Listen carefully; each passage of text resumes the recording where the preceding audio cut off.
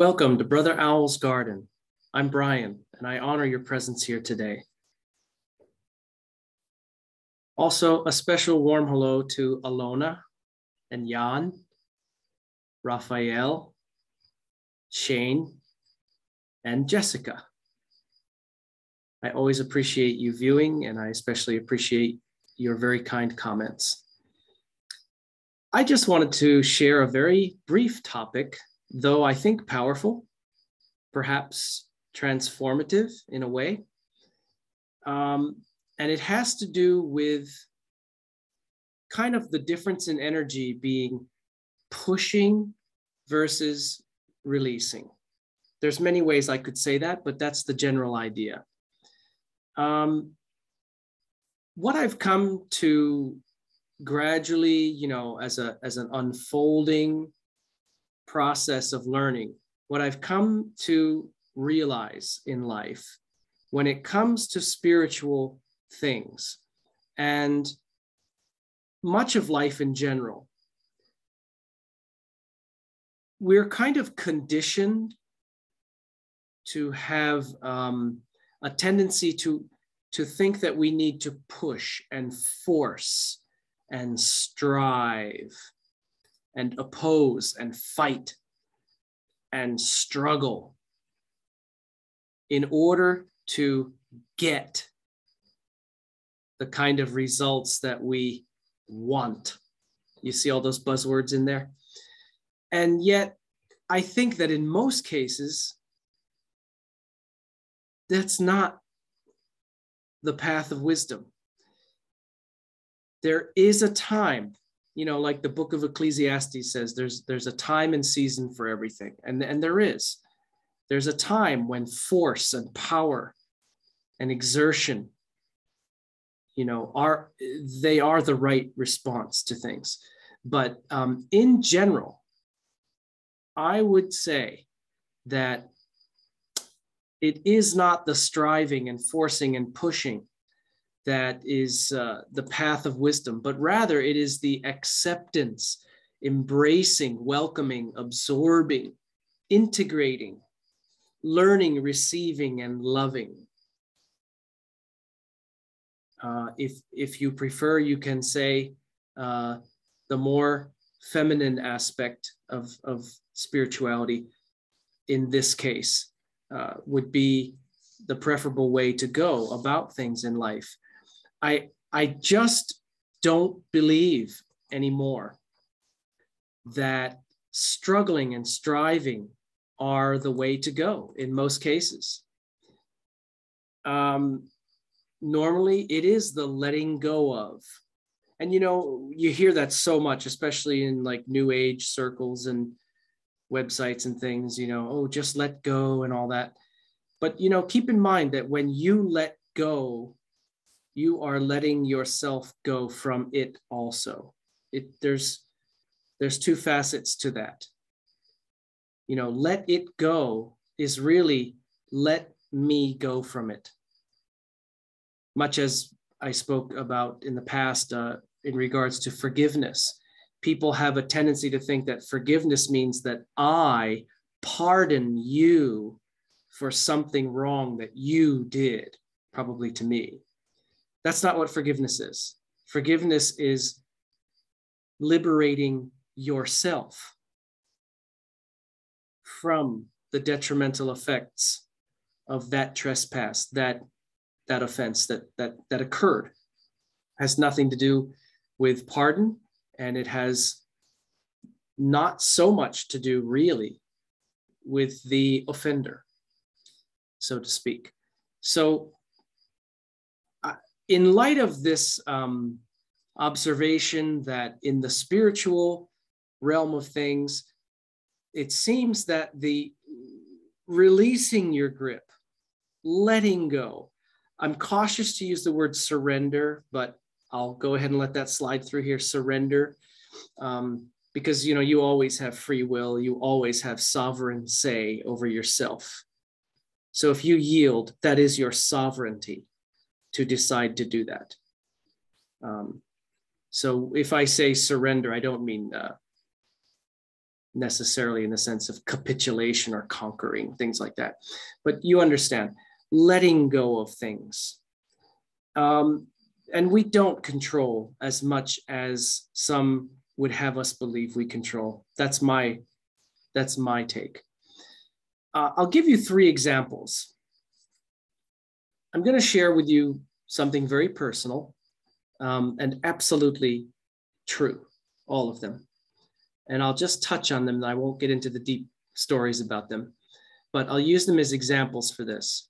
And the overview, the context in which I'm presenting these, direct experiences that I had, is to illustrate that the most profound and just almost ineffable spiritual experiences that I have ever had in my life occurred not because I was trying to make them happen or make anything happen at all. I wasn't striving and working really hard and pushing and struggling to earn or create or force these experiences. They happened. I wasn't doing anything to make them happen. They just happened. The first one is that I had an out-of-body experience. Many years ago, I was asleep on a bed. And of course, some people will instantly say, oh, sleep paralysis, dismiss it. It's all fake. Nope. Sleep paralysis is a real thing. And so is what I'm going to tell you. And I think that they commonly overlap, but do not exclude the existence of each other at all. So I was asleep, and on a soul level, not a mind, emotion, or body level, but on a soul level, it was as if red alert had been pushed. Boom, I was suddenly ultra conscious, beyond what I'm conscious now speaking to you. Ultra conscious.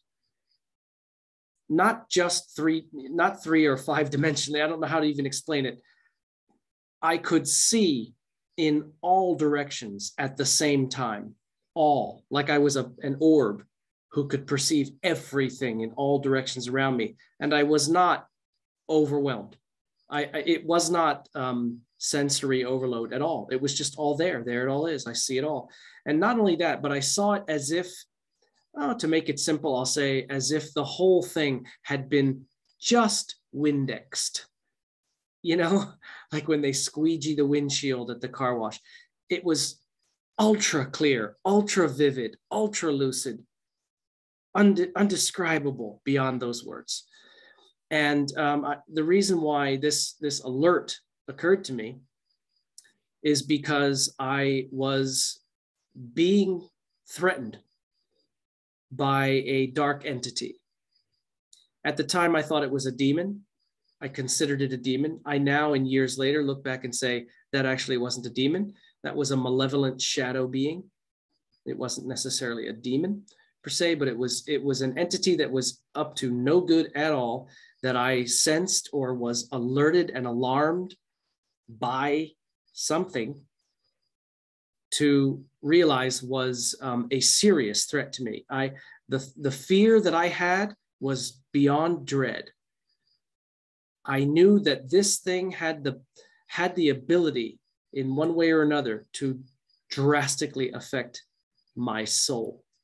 So I was trying to wake my body up to dispel all this and cast the thing away. I couldn't do it. But what did happen was suddenly the soul that I am, it's funny, kind of like a letter C shape. Imagine that there was a letter C resting on top of my body. That's the path that my soul took.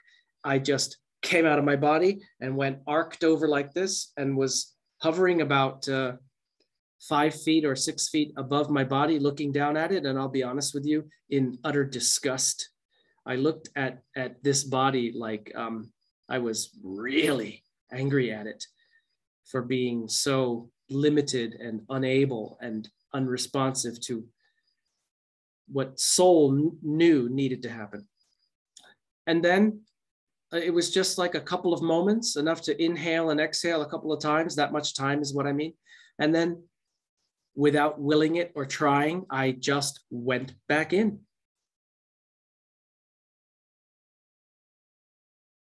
There's more to the story, but I'm going to save it for another episode when I tell it properly. But the point is that I didn't will my soul to come out of my body, and it did. And I didn't will my soul to go back into my body, and it did. It just happened. I didn't practice it, work on it, struggle, strive, blood, sweat, and tears, pushing, forcing. It just happened.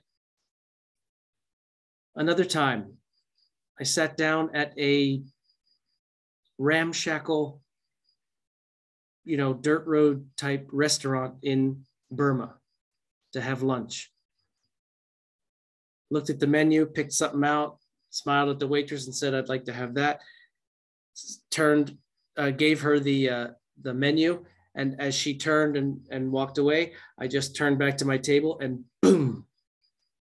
Now, I was alone at this place. There was nobody else there but me. And all of a sudden, within myself, no matter what words I use, they're not going to work.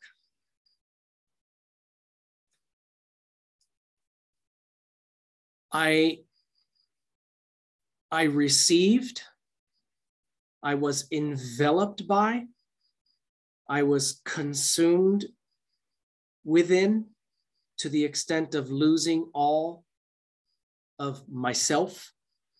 There wasn't me anymore. I was dissolved in the most euphoric, blissful,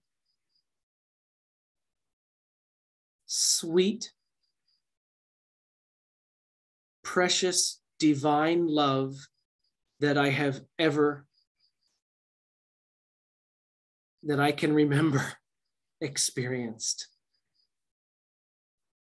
And it just took me and just transformed me, transfigured me right there.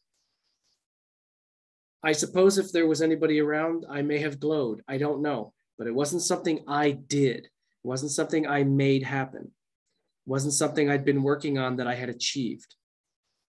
It happened to me, sitting at a table after ordering a lunch in Burma.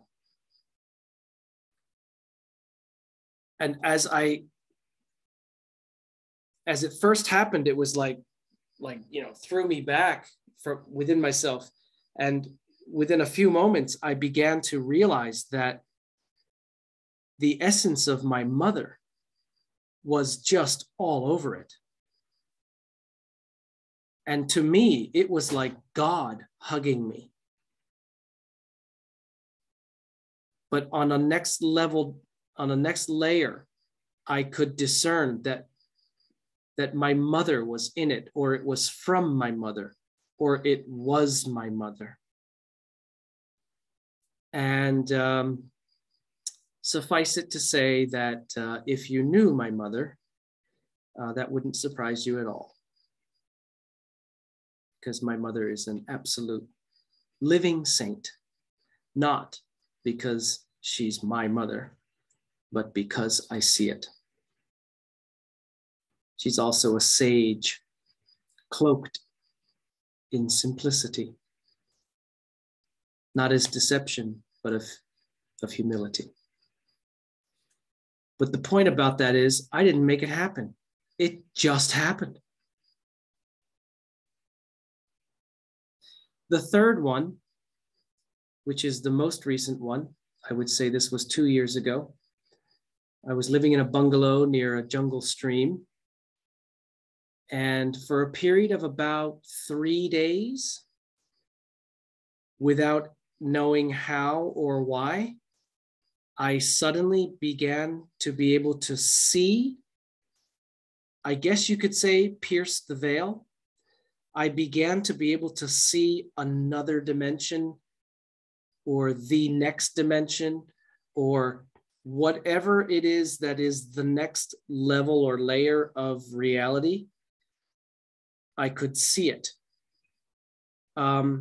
If you've ever confused your eyes by, especially if you wear eyeglasses, you'll understand what I mean. Or if you've ever looked out of a rainy window of a car or something where reflections on the glass can trick you. And it's like you're looking at something that actually is a reflection or a projected image.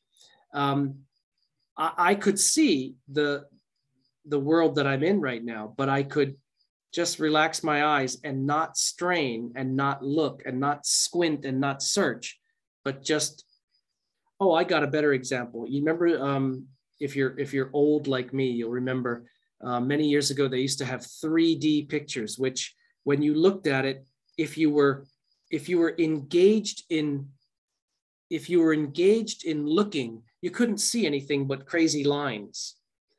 But if you stopped looking, meaning a proactive verb, if you stopped looking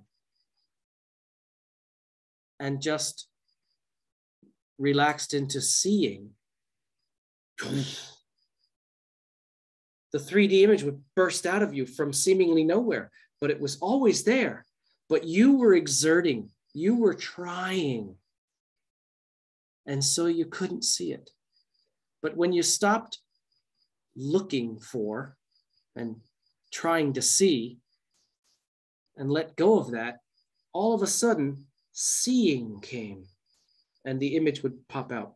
So for about 3 days, I could see another layer into reality, and it was all black and red, and it was not pleasant.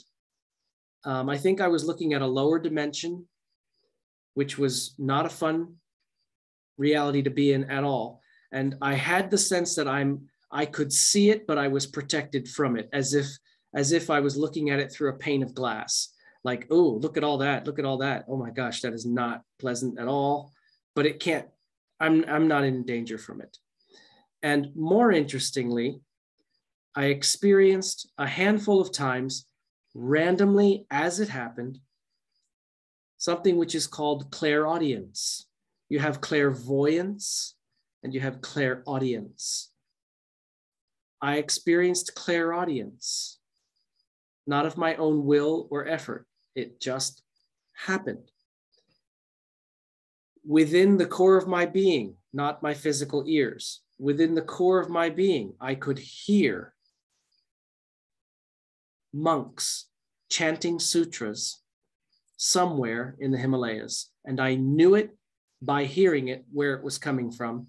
And I also knew that it wasn't a memory or a recording or a theoretical thing. I was hearing them. They're doing it now, there, and I'm hearing them. I don't know how it happened, but those things happened.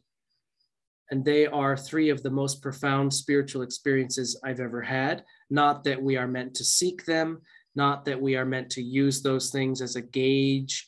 How am I doing? Am I really advanced? Am I progressing? That itself is the wrong way. But those things did happen to me, but to no credit whatsoever of myself.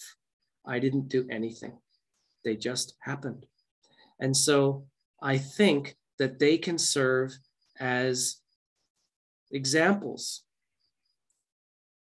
if not just metaphor, that when approaching spiritual matters, I really believe that your best bet in most cases is to go with flowing, letting go, surrendering, releasing.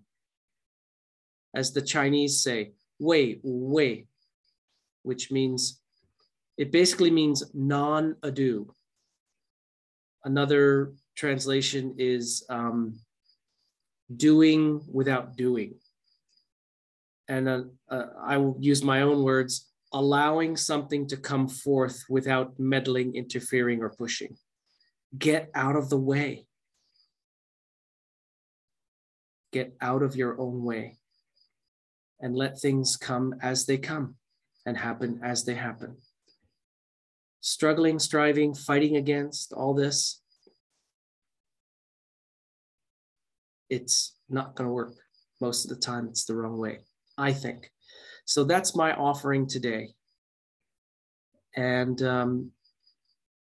I could sum it up as a question that you can send out. You're not asking your intellect to solve it, you're sending it out. And that would be, what would happen if I relinquished all struggle, striving, pushing, forcing, interfering, and meddling in matters of my soul? Send that question out. See what comes back to you in a bottle, like a message in a bottle someday. So I thank you for sharing this time with me today. Thank you for those who have subscribed, because it does help, with the algorithm stuff, it does help more people to find us. So thank you for subscribing, sharing, liking, and all that. And I bless you, and I thank you for blessing me.